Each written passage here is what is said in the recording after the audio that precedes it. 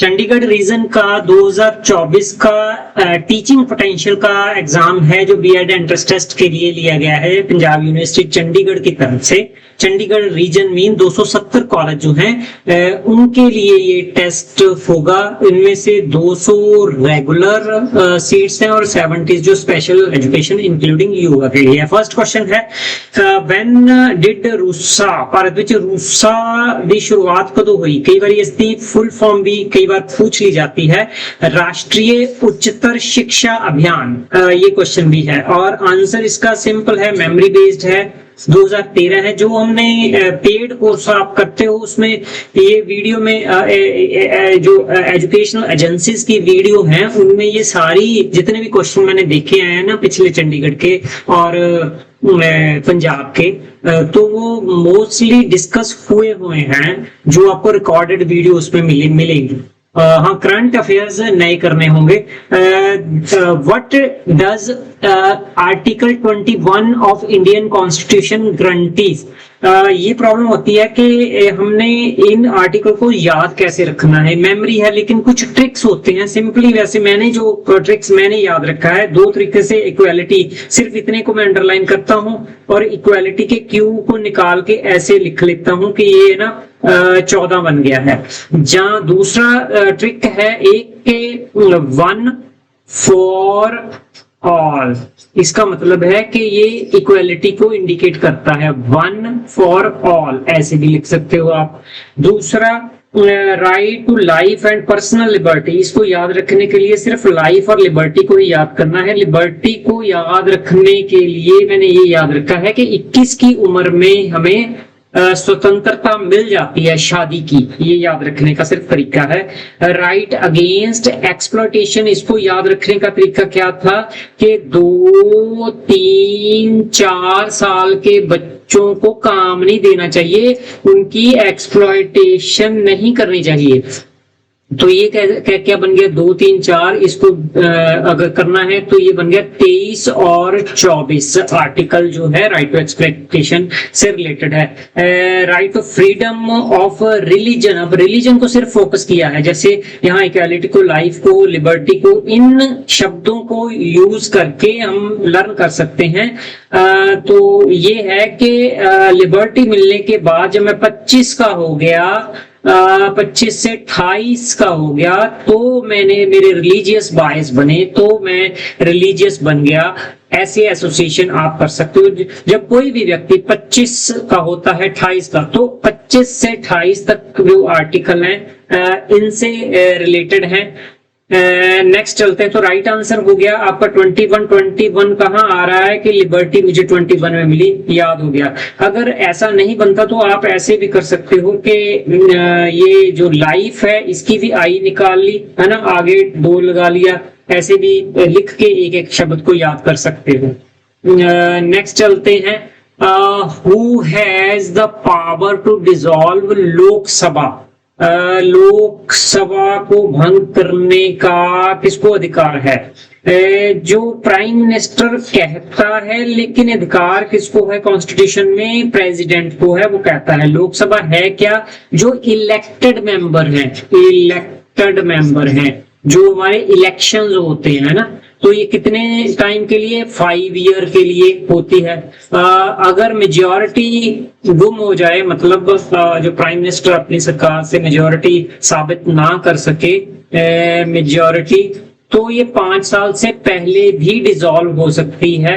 तो राष्ट्रपति उसकी वो देता है। फॉर्मल है, सिर्फ राष्ट्रपति को रखा गया। तो ये सिस्टम हमने इंग्लैंड से, आयरलैंड से, यहाँ से उठाए हुए हैं। तो राइट आंसर प्रेसिडेंट है यहाँ पर। NCT stands for most repeated question, क्योंकि टीचर एजुकेशन कोर्स है, आप बीएड कर रहे हो। BEd is a teacher education programme. आपको टीचर बनाना है एजुकेट करके, है ना। पहले ट्रेनिंग होती थी, वो कहते हैं एनिमल को होती है, इसलिए उन्होंने बदल दिया। तो ईटीटी आप करते हो या डीएलएड करते हो, वो टीचर एजुकेशन प्रोग्राम है। एमएड करते हो आप, टीचर एजुकेशन प्रोग्राम है। बीए बीएड करते हो, टीचर है। एनटीटी करते हो, टीचर एजुकेशन प्रोग्राम है। तो ये सारे टीचर एजुकेशन प्रोग्राम को रेगुलेट, कंट्रोल, उसकी क्वालिटी को बेटर करने के लिए कोई नेशनल काउंसिल बनाई है, नेशनल काउंसिल, है ना। तो वो है, कई बार ये फॉर की जगह ऑफ डाल देते हैं, आप ये याद रखना फॉर है। अब टीचर एजुकेशन किस में आ रहा है, टीचर एजुकेशन इसमें आ रहा है, तो राइट आंसर है national council for teacher education is right answer. Next है which of the following is an audio visual aid. Audio mean के कानों से सुनना, ये पता है, और विजुअल मीन आंखों से देखना। क्या बुलेटिन बोर्ड जो है ये ऑडियो और विजुअल दोनों है? एपिडायास्कोप जो वीडियो है, आप पेड कोर्स लेते हो उसमें ये वीडियो है जिसमें सभी ऑडियो विजुअल एड की डिस्क्रिप्शन दी गई है, मेरी तरफ से ही समझाया गया है, विजुअल दिखा के। फ्लैनर बोर्ड क्या होता है, डॉक्यूमेंट्री फिल्म क्या होती है, सारी और एड्स हैं, तो ये उन्हीं में से क्वेश्चन बन रहे हैं साफ, उनको आप यहाँ भी देख सकते हो। ये एपिडायास्कोप, इसकी जब वो करते हैं, इसको तोड़ के देखते हैं, तो ये हो गया आपका, ये एपिडायास्कोप है। Epi mean on, dia mean through, scope mean see. It mean ये देखने वाली एड है। आप कोई भी टेक्स्ट बुक, खास करके टेक्स्ट बुक के लिए टेक्स्ट को, कोई पेज को, कोई ओपेक है, बेशक वो पारदर्शी है, बेशक वो जो है जिससे आर पार दिखाई नहीं देता, पिक्चर है कोई, आप चाहते हो कि वो सारी क्लास देखे, लेकिन टेक्स्ट जो है छोटी है, तो उसको आप एक एक बच्चे को दिखा नहीं सकते, तो वहां एपिडायास्कोप पहले यूज होता था। अब तो इंटरेक्टिव फ्लैट पैनल या ये वॉकम सिस्टम इतने अच्छे आ गए हैं, तो ये पिक्चर को रखा जाता है यहाँ पर, और यहाँ से डिस्प्ले हो जाती है, यहाँ पर वो बड़ी होके दिखाई देती है, तो बच्चे उसको देखते हैं। तो ये सिर्फ विजुअल हो गया, विजुअल। फ्लैनन बोर्ड क्या है, जैसे ये बोर्ड है, तो यहाँ पर ये कपड़े जैसी चीज लगी हुई है जिस पर कोई टीचर चिपका सकता है कोई भी चीज। फॉर एग्जाम्पल यहाँ पर एनिमल, वाटर एनिमल और लैंड एनिमल की डिस्टिंक्शन सिखाने के लिए, तो ये एनिमल की शेप्स बनी हुई हैं, तो टीचर यहाँ डिस्प्ले करता है, जब बच्चों को कहता है कि देखो ये वाटर का है तो यहाँ पर डिस्प्ले करो, तो ऐसे डिस्प्ले करके बच्चे सीखते हैं। इट मींस ये प्राइमरी क्लास के लिए फ्लैनन बोर्ड ज्यादा यूज होता है, हायर के लिए या मिडिल के लिए नहीं, कम यूज होता है। फ्लैनन बोर्ड पर टीचर पिक्चर्स, लेटर, शेप्स, है ना, कुछ भी ऐसे चिपका सकता है जैसे ऊपर देख के आए हैं। बुलेटिन बोर्ड डिस्प्ले बोर्ड है जिस पर नोटिस वगैरह लगते हैं। डॉक्यूमेंट्री फिल्म, किसी थीम पर एक छोटी सी फिल्म होती है, जो जब फिल्म वर्ड आ गया तो इट मींस वो देखा भी जाएगा, उसमें डायलॉग होंगे तो आप सुनोगे भी। तो यहां से हो गया हमारा क्वेश्चन सॉल्व के ऑडियो विजुअल एड कौन सी है, इतनी बात है। ये बात आपको जो एड्स समझाई हैं वो कंफ्यूज करती है, दैट इज वाई उनके बारे में थोड़ा सा पता होना चाहिए। Audio visual aid are related to, audio के साथ तो है, ये बहुत ज्यादा इजी क्वेश्चन है। और परसेप्चुअल इंद्रियां यहाँ आ गई, ये कंफ्यूजन थोड़ा सा किया है, तो इन दोनों के साथ है, ऑडियो भी है, विजुअल भी है, और बोथ ये सी राइट आंसर लग गया, इजी है। One of the major function of SCERT state, तो आपने डाइट में जहां ETT करते हो, जहां DL एड करते हो, डिप्लोमा इन एलिमेंट्री एजुकेशन, जिन्होंने 5th तक टीच करना होता है, और जो टेट का, TET का पेपर 1 देते हैं, मतलब वो 5th तक के लिए टीच करने के लिए होता है, तो वो कौन करवाता है, वो सारा कंट्रोल करती है SCERT। इट मींस ये जो ETT या DLED जिसका नाम रखा गया है, तो ये कौन सा कोर्स है, pre service course. Pre service है कि टीचर बनने से पहले। तो इसके अलावा जब टीचर बन जाते हो तब भी ये वर्कशॉप, सेमिनार लाते हैं नए मेथड्स उनको टीच करने के लिए, तो वो इन सर्विस ट्रेनिंग भी देते हैं। तो ये क्या हो गया, pre service and in service training. यहाँ ट्रेनिंग शब्द से बेटर है कि एजुकेशन रख दिया जाए, ये बेटर है। Research studies on various problem, ये काम नहीं है क्योंकि एजुकेशन शब्द भी बीच में आ रहा है, ये वाला SCERT में। Provide grant for projects, major काम नहीं है इनका, none of these. So easy question में से है एक, which of the following is true regarding informal education. जब भी इनफॉर्मल एजुकेशन आए तो एफ से अपने फ्रेंड्स को याद कर लेना, फ्रेंड्स को है ना, फैमिली को याद कर लेना, फैमिली, तो वहां इनफॉर्मल है, वहां कोई करिकुलम नहीं है, वहां कोई लर्निंग करने के लिए स्पेशल प्लेस नहीं है आप कहीं भी, वहां कोई टाइम टेबल नहीं है ना, टाइम टेबल नहीं है, तो ये बातें हैं वो रिजिड नहीं है जब आप सीखना चाहो। और इसमें इंसिडेंशियल और एक्सीडेंशियल लर्निंग ज्यादा होती है। तो ये क्या हो गया कि इनफॉर्मल एजुकेशन क्या ट्रू है। तो यहाँ अच्छा, इसके उल्टा अगर फॉर्मल याद रख लो तो भी बात बन सकती है, ये मैंने इधर कर दिया। फॉर्मल आपने सिर्फ स्कूल को, कॉलेज को, यूनिवर्सिटी को याद रखना है जहां पर स्पेशल करिकुलम भी होता है, प्लेस है, क्लासरूम, लेबोरेटरी, कहाँ सीखना है, टाइम टेबल के कौन सी बेल होगी, कौन सा लग गया है ना, तो फॉर्मल लर्निंग होगी। तो यहाँ पर फिक्स मेथड होंगे टीचिंग के, यस ठीक है। It involve organised institution, school आ गया, ऑर्गेनाइज है इंस्टीट्यूशन, ऑर्गेनाइज मीन के ऑब्जेक्टिव एम्स से लेकर, ऑब्जेक्टिव्स एम से लेकर इवेल्युएशन तक, यहाँ पर इतने सब्जेक्ट आगे करिकुलम तक के इवेल्युएशन तक जो सिस्टमेटिकली चलते हैं।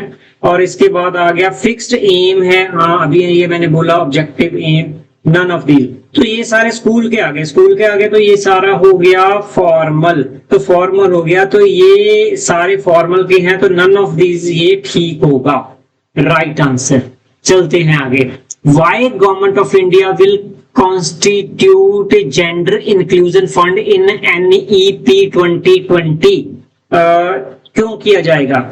इसमें समझने की बात इंक्लूजन है, बस इंक्लूजन। इंक्लूजन का मतलब है जो ये मान लीजिए ये है, ये थोड़े से छोटे कद का मतलब है कि कोई पीछे रह गए हैं, यहाँ पर शो कर रहा हूं है ना। मान लीजिए ये लड़के हैं मेल, अभी तक देखो मेल पर्सन की का लिटरेसी लेवल ही हाई है, ये लड़कियां हैं है ना, तो ये इनको अभी तक एजुकेशन कम मिलती है लिटरेसी लेवल में, ये लो है, कारण उसके सोशो इकोनॉमिक बड़े हैं। ये जो इनको ये राइट नहीं मिला, कम मिला, राइट्स इनके छीन लिए गए ना। और ये आ गया थर्ड जेंडर, इनको मिला ही नहीं बिल्कुल। तो ये दो जेंडर थे, ये जो और भी कैटेगरी आ सकती है इनमें, तो इनको कम राइट मिले, इनको पावर कम मिली, इनकी एक्सप्लॉयटेशन ज्यादा, इनको इनजस्टिस ज्यादा मिला या जस्टिस कम मिला। तो इनको जस्टिस देने के लिए इनको इनके साथ जो नॉर्मल बच्चे हैं उनके साथ इंक्लूड करने के लिए है ना, तो इंक्लूसिव एजुकेशन कहते हैं उसको, इंक्लूड करना है, शामिल करना है ना, उनके साथ टीच करना, उनको इक्वालिटी देनी है। तो जब ये शामिल करेंगे इनको कोई एक्स्ट्रा हेल्प देंगे, इनको ना ये यहाँ पर लिख रहा हूँ एक्स्ट्रा हेल्प, तो वो इनइक्वालिटी है, लेकिन वो पॉजिटिव इनइक्वालिटी या पॉजिटिव डिस्क्रिमिनेशन होता है। तो ये पॉजिटिव डिस्क्रिमिनेशन करने के लिए, एक्स्ट्रा हेल्प करने के लिए एक NEP ने सुजेशन दी है कि जेंडर इंक्लूजन फंड दिया जाए जिसमें से इनकी हेल्प की जाए, इनकी नहीं इनकी की जाए। तो ये पॉजिटिव डिस्क्रिमिनेशन के लिए है। और क्या है, तो to provide equitable quality education for all girls as well as transgender of students. साफ हो गया? इतना पुअर क्वेश्चन है क्योंकि इतनी लंबी स्टेटमेंट है, शक करो तो लंबी स्टेटमेंट पर ज्यादा जाके उसको देखोगे, अगर नहीं पता तो उसके ठीक होने की संभावना ज्यादा होती है।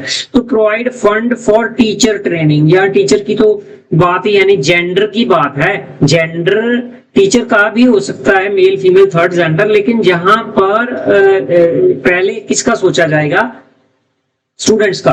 To provide fund for topper student, very poor distractor है और इजीली ये राइट आंसर हमें पहला वाला मिल चुका है। नन ऑफ दीज मोस्ट जो है इसको इजी कर रहा है। What should be the main objective of teaching? To dedicate good notes. अब टीचिंग किसके लिए? आपकी टोटल डेवलपमेंट के लिए है ना। तो अकेले नोट्स आपको वो नहीं कर सकते, वो किसी एग्जाम को पास करने के लिए तो हो सकता है, उस एग्जाम को पास करने के लिए करने के बाद आपको जॉब में एंट्री चाहिए, जॉब में एंट्री के बाद आपको सॉफ्ट स्किल्स चाहिए, सॉफ्ट स्किल्स है ना, जो जिंदगी जीने के लिए, अच्छी जिंदगी जीने के लिए चाहिए, एम्पैथी जैसे।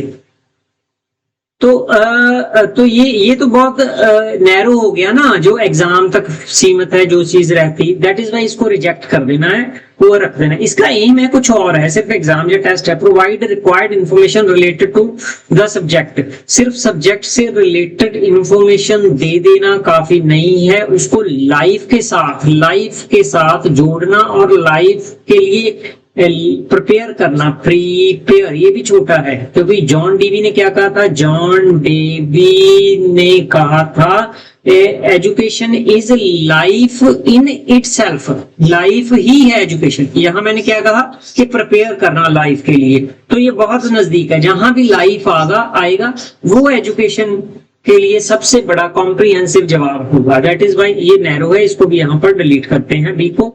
To develop thinking power of student, ये थोड़ा सा उनमें से बेटर है। To prepare student to pass exam, ये भी नैरो हो गया, पहले कर चुके हैं। तो थिंकिंग, अब थिंकिंग की बात करें तो दो तरह की थिंकिंग जो एनईपी में भी बार बार बोली गई है, क्रिटिकल थिंकिंग कि कोई इंफॉर्मेशन आपके पास आती है, बुक है, टीचर है, नेट है, आप वो इंफॉर्मेशन लेते हो, यार कम से कम पहले उसको एनालाइज कर लो, इवेल्युएट कर लो, कितनी उसकी ऑथेंटिसिटी है, ट्रुथ कितना है, गलत कितना है, एविडेंस देख लो और रिसर्च के साथ कंपेयर, ये एबिलिटी पैदा करनी थिंकिंग। दूसरी है क्रिएटिव थिंकिंग कि आप कुछ अच्छा नया बना सको। तो ये थिंकिंग ये वाइडर बनाता है टीचिंग के उसको, क्योंकि ये ब्रेन के अंदर आपने डेवलप कर दिया। अब आप जितने मर्जी नोट्स खुद बनाओ अगर थिंकिंग ही डेवलप हो गई, जितने मर्जी एग्जाम पास करो अगर थिंकिंग ही डेवलप हो गई, जितनी मर्जी आप सब्जेक्ट की नॉलेज लो अगर थिंकिंग ही डेवलप हो गई। सो ये बेसिक है। नेक्स्ट है teacher can be successful if he और शी क्या करते हैं, help student becoming better citizen. ये बहुत अच्छी बात है, सिटीजन वाला पॉइंट अच्छा है। Presents subject matter in well organised manner, अच्छी टीचिंग के लिए जरूरी है, लेकिन ये वाइडर नहीं है, ये नैरो है। पिछले क्वेश्चन जैसा ये रिपीट हुआ है, ये बहुत बेटर है। जो सिटीजन है उसको साथ आप रिस्पॉन्सिबल सिटीजनशिप, इसकी बहुत बात होती है, आपके बीएड में ये टॉपिक भी होंगे। रिस्पॉन्सिबल सिटीजन अच्छे बनाने, जो ड्यूटीज और राइट्स को समझते हो, डेमोक्रेसी में अच्छी में पार्टिसिपेट करते हो। इम्पार्ट्स सब्जेक्ट नॉलेज, वो इसके जैसा ही हो गया ना, to students. Prepare student to pass exam, so very easy, citizen बनाना ये ज्यादा जरूरी है। A teacher should be honest, diligent, मेहनती, ड्यूटीफुल, जिम्मेवार, पंक्चुअल। तो मेरे ख्याल से ये कितना सिंपल सा क्वेश्चन है, लेकिन आपकी वो घुमाएगा। सबसे पहले अगर आप नैरो इसमें ढूंढते हो तो उसको रिजेक्ट कर सकते हो कि एक टीचर है वो टाइम पर क्लास में आता है, पढ़ाता है, चला जाता है, ये चाहिए तो है, लेकिन इनसे कंपेयर किया जाए ये बड़ी वैल्यूज हैं। तो ये इसको थोड़ा सा डाउन रखते हैं, इसमें छोटा टिक रखते हैं, क्वेश्चन मार्क लगा लेते हैं, नहीं ये नहीं बन रहा, जहां मैं इसको रिजेक्ट कर रहा हूँ, ऐसे सोच सकते हैं।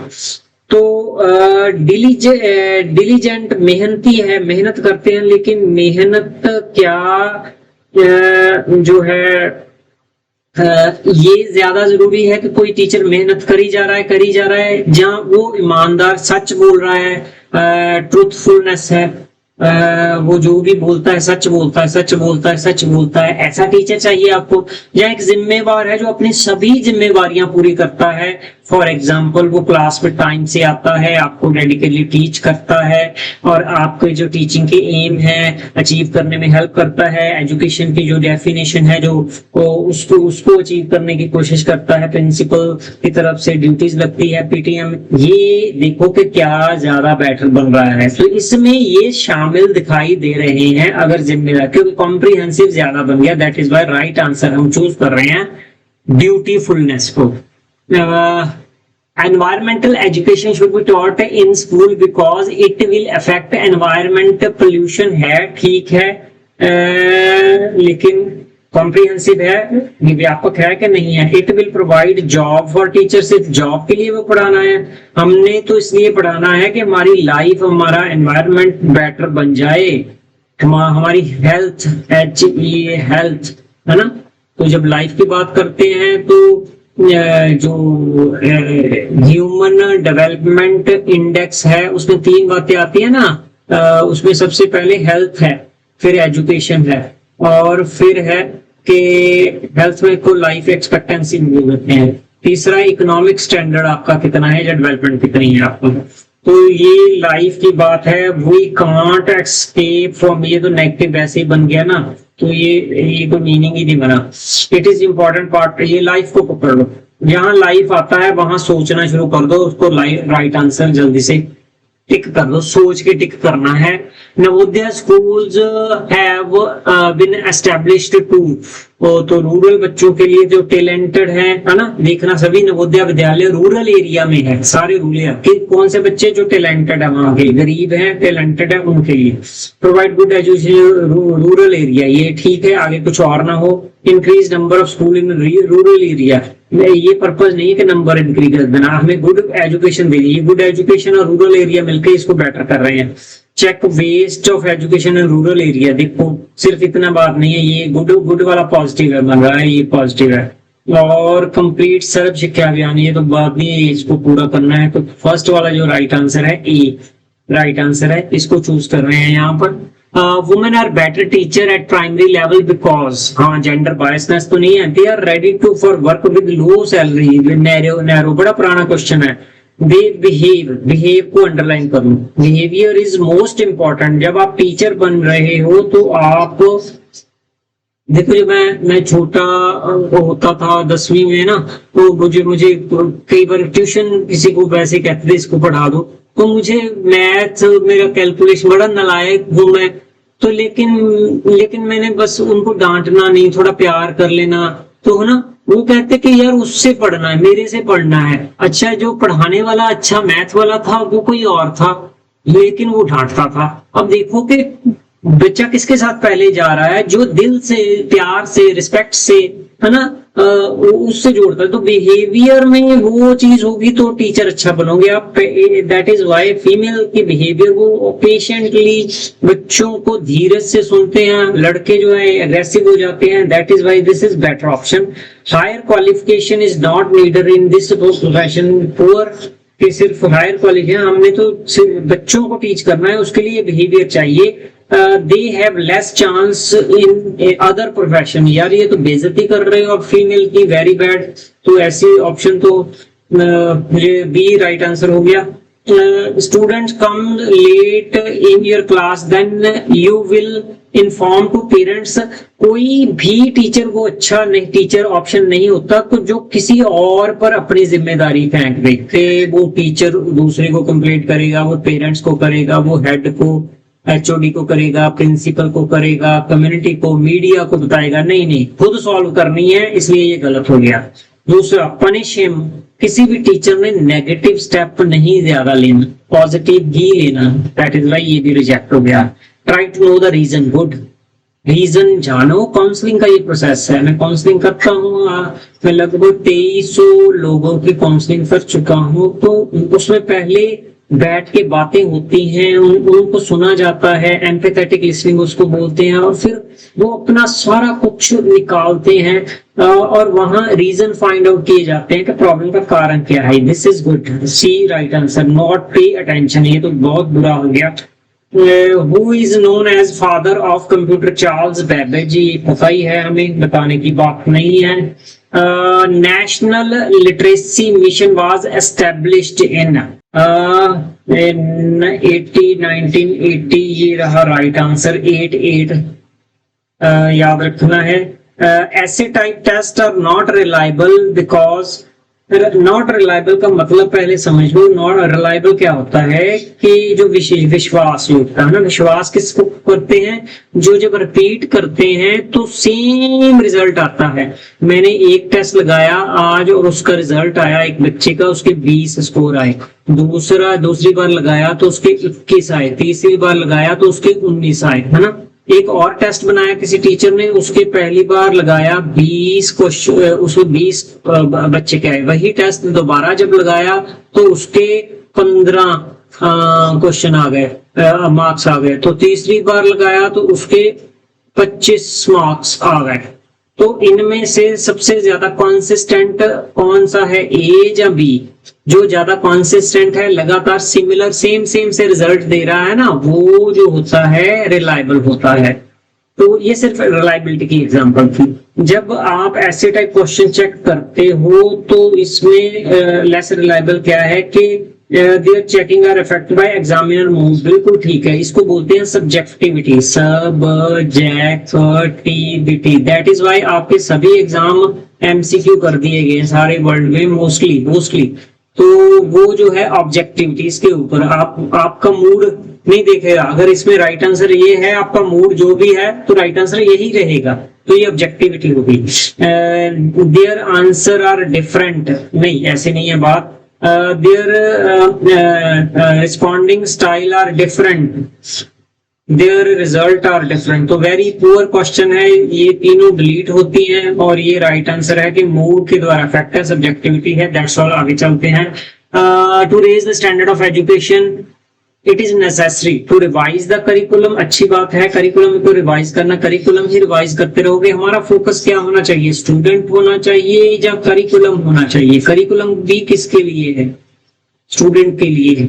स्टूडेंट की थिंकिंग का एस्पेक्ट, बिहेवियर का एस्पेक्ट, उसका सोशल एस्पेक्ट, ये सारा कुछ। तो मेक गुड स्कूल बिल्डिंग। अब बिल्डिंग को क्या करोगे, ये बना दी अच्छी बिल्डिंग, लेकिन बच्चों की तरफ ध्यान नहीं दिया, ये भी गलत हो गया। इवेल्युएट स्टूडेंट, यहाँ स्टूडेंट आ गया, जैसे वहां ने पीछे बताया कि लाइफ आ जाए उसको पकड़ लो, यहाँ स्टूडेंट आ गया, स्टूडेंट को पकड़ लो, स्टूडेंट पर फोकस है, उसको कंटिन्यू इवेल्युएट करना है। इवेल्युएट करने के बाद उनकी जो इंफॉर्मेशन आएगी पॉजिटिव और नेगेटिव, कि बच्चा ये अच्छा करता है, ये बुरा अभी नहीं कर पाता, ये वीकनेस है, इस दोनों चीजों की इंफॉर्मेशन को ये कहते हैं बच्चे की परफॉर्मेंस के रिगार्डिंग। ये जो इंफॉर्मेशन होती है इसको कहते हैं फीडबैक। तो फीडबैक यहाँ वेरी गुड है, ये राइट आंसर होगा। Give high salary to teacher, नहीं। That is all. ये क्वेश्चन थे 20 चंडीगढ़ के। Learn to actualise, doctor Tirath Singh. अगर आप बेटर लर्न करना चाहते हो तो वीडियोज या पैसिव कोर्स ले सकते हो, जिसमें सिर्फ पैसिव कोर्स में सिर्फ पिछले साल के पेपर प्रैक्टिस, मॉक टेस्ट, है ना, लर्निंग मैनेजमेंट सिस्टम, ये सब कुछ यूज किया जाएगा। Thank you.